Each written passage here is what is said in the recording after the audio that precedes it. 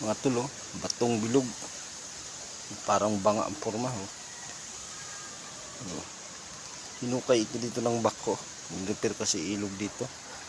Ayun Hindi alam nung nagbako na may laman ito. May mga maliit na gulbar sa loob. Tsaka may halo itong mga jewelry ito. Yun Talaga. Hindi alam na may laman ito. Yung iba nagbabako pa nga para makahanap Kaso hindi alam nung nagbako na ito may laman. Dito ito sa malaking X dito mga tulo.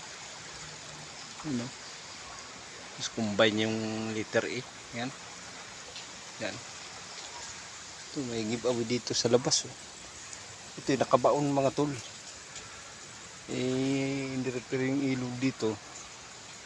Hinahukay ito. Yung mababaw lang. So, lutang ito. Yan. So hindi alam nung nagbako. Pero pag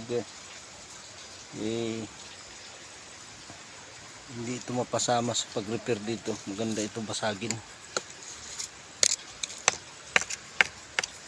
Di man naman. Yung doon nga sa gilid siniminto na kaya matatabunan talaga yan. Ayun mga tol. Yan yung batong may laman mga tol. Malaki yan. Malayo na ako kasi. Ayan.